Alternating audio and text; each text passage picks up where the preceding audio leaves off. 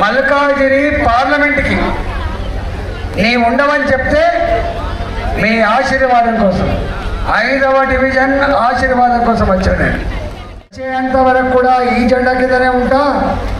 నేను నా మరణానంతరం కూడా ఇదే జెండా కప్పాలని కోరుకుంటున్నాను.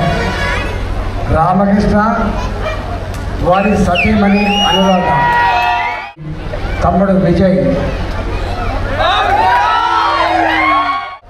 కానీ నేను కూడా మారినా, కానీ నన్ను బయటికి వెళ్ళగొడితే 20 ఏళ్ళు కుడి భుజంగా ఎడమ భుజంగా నా తమ్ముడు అని చెప్పిన కేసీఆర్ అవసరం తీరిన తర్వాత నన్ను మెడలు బట్టి బయటికి నెడితే ఆనాడు రాజేంద్రన నీ 20 ఏళ్ళ సాన్నిధ్యం, నీ 20 ఏళ్ళ రాజకీయ జీవితం వృధా పోవద్దు, నీ శేష జీవితం కూడా ప్రజలకే అంకితం చేయాలని చెప్పి అక్కడ చేర్చుకున్న పార్టీ భారతీయ జనతా పార్టీ.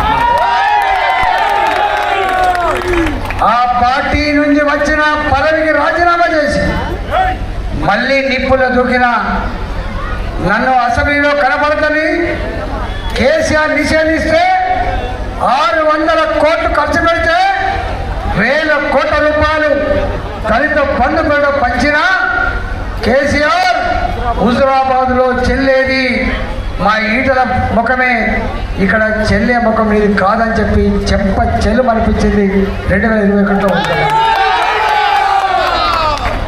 ఇవాళ భారతీయ జనతా పార్టీ మల్కాజిగిరి పార్లమెంట్కి నీ ఉండవని చెప్తే మీ ఆశీర్వాదం కోసం 5వ డివిజన్ ఆశీర్వాదం కోసం వచ్చాను. నేను చూస్తున్నా మార్కెట్లో ఎంటర్ అయినప్పటి నుంచి పూల వర్షంతో, హారతులతో, డప్పు సప్పులతో, ఈరలతో, కేరింతలతో స్వాగతం పలికింది నా బస్తీ. నేను కొంత దూరం నడుచుకుంటూ వస్తున్నప్పుడు గల్లీలోకి వెళ్ళి వచ్చిన మా బస్తీ బిడ్డలు, అన్నా మాది వేణువెంక, మాది మామిడాలపల్లి, మాది సిద్దిపేట, మాది హుస్నాబాద్, మాది పాలమూరు పల్లెలలో ఆనాడు పాలమూరుకు పంట పొలాలకు నీళ్లు లేకపోతే, కన్న గడ్డ అన్నం పెట్టకపోతే కనిపెంచిన అమ్మను అక్కడనే వదిలిపెట్టి కన్న బిడ్డలు వేసుకొని వలస వచ్చిన వాళ్ళమే ఈ బస్తీ వాసులు. ఇవాళ 40 ఏళ్ల క్రితం, 50 ఏళ్ల క్రితం పట్టణంలో ఏదో పని చేసుకొని బతామని, 4 ఇళ్లలో బాసలు కొనుక్కొచ్చుదామని చెప్పి, 4గురికి బట్టలు పొందుతామని చెప్పి అడ్డ కూలీలుగా ఇవాళ ఇక్కడ జీవనం కొనసాగించారు. 60 గజాలలో 50 గజాలలో ఆనాడు ఈ భూములకు ఇంత ధరలు లేవు. ఆనాడు చిన్న గుడిసెలు వేసుకొని, ప్లాస్టిక్ పరదాలు కట్టుకొని, రేకుల చెట్లు వేసుకొని బతికిన ఈ బస్తీ వాసులు ఒక తరానికి తరమే. ఆనాడు వలస వచ్చిన తరం నా జీవితం అయిపోయింది, ఇక నా జీవితానికి సుఖం లేదు, నా జీవితం అంతా ఇదే బతుకు. కానీ మా పిల్లలన్నా గొప్పగా చదువుకొని, మా పిల్లలన్నా నౌకరు చేస్తే గొప్పగా జీవిస్తే చూసి మురువాలని చెప్పి భావించిండ్రు ఒక తరం బస్తీ వాసులు. ఇవాళ జీవితాంతం కష్టపడితే ఇవాళ ఈ బంగ్లాలు వచ్చాయి. ఆనాడు బస్తే కావచ్చు కాక ఇవి ఎవరి దాక్షిణ మీద కట్టుకున్న బంగ్లాలు కాదు, రక్తాన్ని చెమటగా మార్చి ఇవాళ రెక్కల ముక్కలు చేసుకొని మేము కూడా గొప్పగా జీవించాలని చెప్పి ఈ 60 గజాలలో 80 గజాలలో ఇంత ఇల్లు కట్టుకొని ఇప్పుడిప్పుడే ప్రశాంతంగా జీవిస్తున్న బస్తీ ఈ బస్తీ. అందువల్ల మా తమ్ముడు అంటుండే వెనకలి, అన్నా ఇప్పటికి కూడా నాకు ఇప్పటికి తెలుసు, నేను చిన్నప్పుడు ఇక్కడే చదువుకున్నప్పుడు ఆనాటి గుడిసెల కోసం ఏ ఉద్యమాలు చేసామో నేను కూడా సజీవ సాక్ష్యం. అనేక మంది అన్నాడు అడ్డగుట్ట, వారసిగూడ, ఇవాళ ఈ బస్తీలన్నీ కూడా పేదల్లో అడ్డాలి. 40 ఏళ్ళుగా 50 ఏళ్ళుగా ఇక్కడ జీవిస్తున్నప్పుడు ఇంకా అనేక మందికి పట్టాలు ఇవ్వక జీవో నెంబర్ 58 జీవో నెంబర్ 59 కింద డబ్బులు కట్టమని చెప్పి దబాయించింది ప్రభుత్వం తప్ప పేదలకు మాత్రం న్యాయం చేయలేదు. అమ్మా, ప్రభుత్వాలు వాళ్ళకు కావలసిన వాళ్లకు హైటెక్ సిటీ దగ్గర ఒక్కొక్క ఎకరానికి 100 కోట్ల విలువైతే ఆ భూములు మాత్రం ₹1 ₹2 లీజుకి ఇస్తారు. కానీ పేదలకు మాత్రం 60 గజాల జాగీడానికి చేతులు రావు. ఈ ప్రభుత్వాలకి ప్రభుత్వం చేతులు రావు. ఇవాళ 30 ఏళ్ళుగా 40 ఏళ్ళుగా జీవిస్తున్న వాళ్ళు కావచ్చు, పేదలు కష్టపడి కొనుక్కున్న భూములలో ఇల్లు కట్టుకుంటే ఇవి వక్ఫ్ భూములని, ఇవి పురంబోకు భూములని, ఇవి ప్రభుత్వ భూములని ఇవాళ ఇప్పటి ధర ప్రకారంగా డబ్బులు కడతావా లేకపోతే కూల్చేస్తావా అంటున్నాడు. ఖబర్దార్ నా కొడుకులారా, పేదల గుడిసెల జోలికొస్తే పేదల జీవితాలతో చెరగడమాడితే పడతామని చెప్పి హెచ్చరిస్తా ఉన్నాను. ఇప్పటికే ఎక్కువైపోయింది. రేపు ఇక్కడ ఎగిరే జెండా కాషాయ జెండా, కాషాయ జెండా. ఇవాళ మోడీ గారు, ఎవరి మోడీ గారు? ఈ మోడీ గారు తన తల్లి 10 మంది ఇళ్లల్లో అంటు తొమ్మితే జీవించిన కుటుంబం మోడీ గారి కుటుంబం.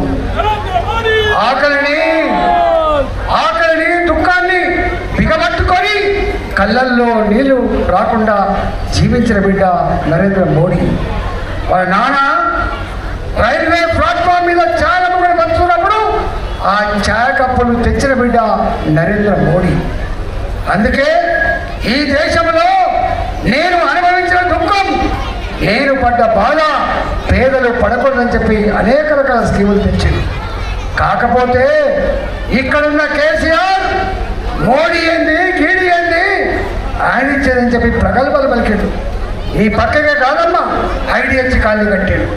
100 ఇళ్ళు కట్టి షోకేస్ లాగా పెట్టి బస్తీ వాసులు తీసుకుపోయి పల్లెటూరు నుంచి తీసుకుపోయి చూసినవా ఇట్లాంటి క్వార్టర్సే అంత కడతా అని చెప్పిండు.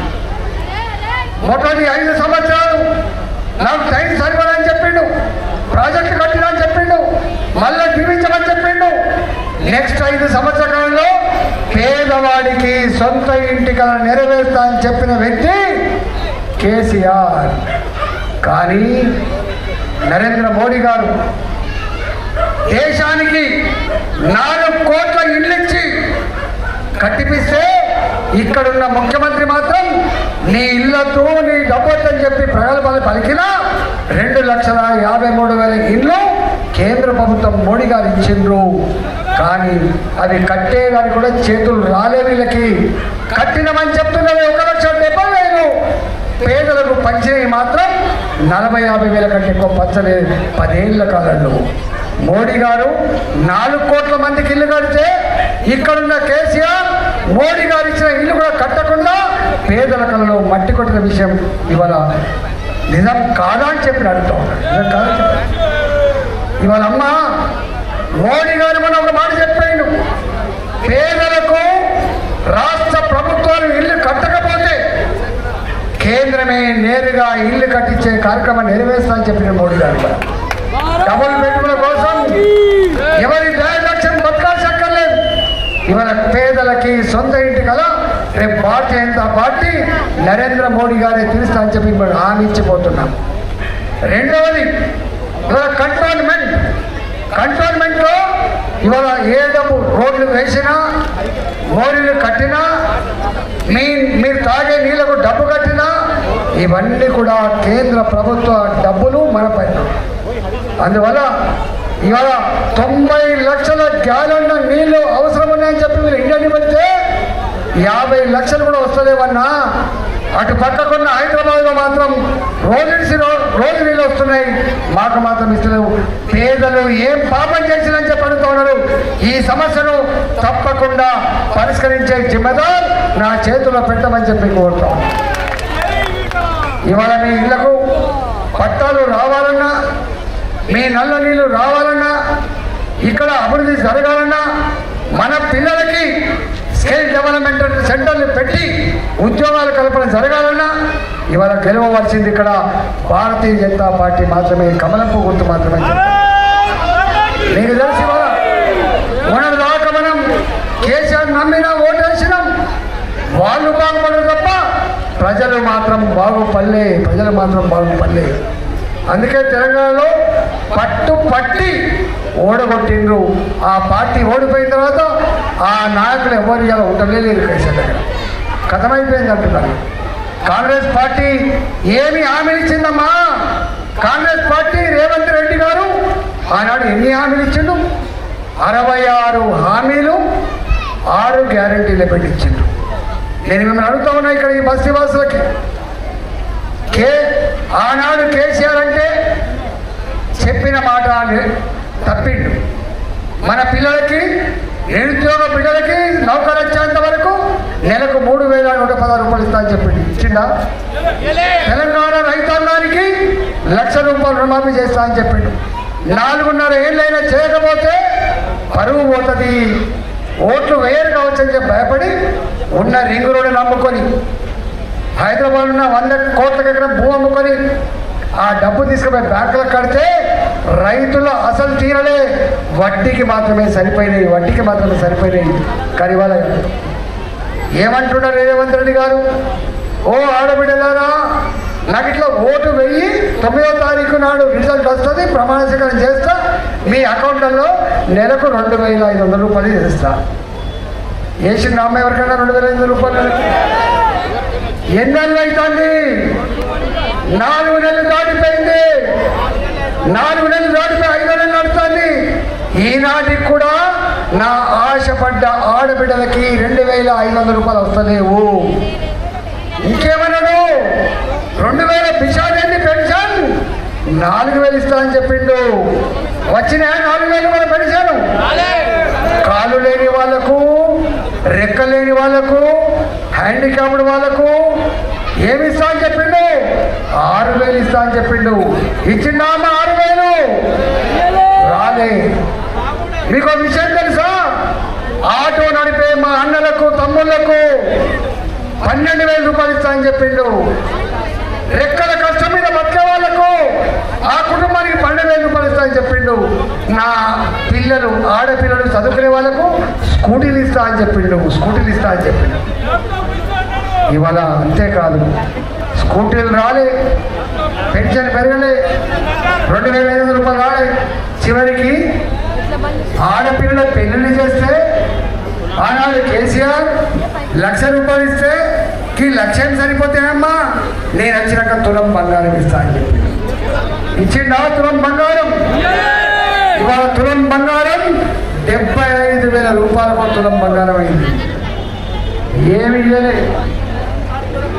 ఊళ్ళల్లో అందరూ చూసి నిత్యం మీ మధ్యనే ఉంటూ మీకు సేవలు అందించే బిడ్డ రామకృష్ణ, వారి సతీమణి అనురాధ. ఈ బస్తీ బిడ్డనే భారతీయ జనతా పార్టీ డివిజన్ అధ్యక్షుడు అయినటువంటి తమ్ముడు విజయ్,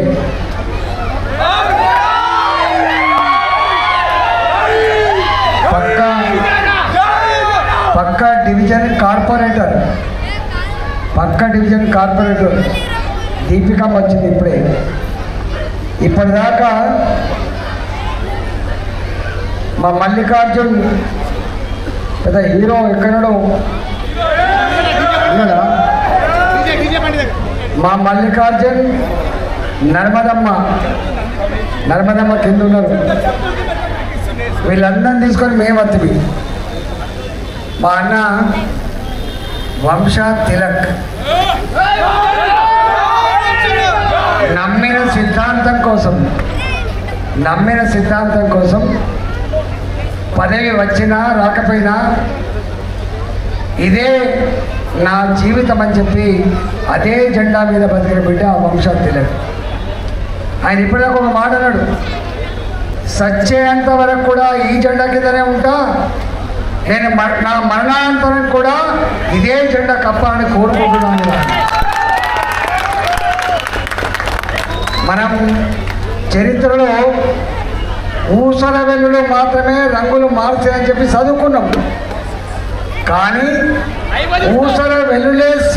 ఊసర వెలులే సిగ్గుపడేంత తొందరగా రాజకీయ పార్టీలు మార్చే నాయకులు ఇక్కడ ఉన్నారా లేదా అని చెప్పండి.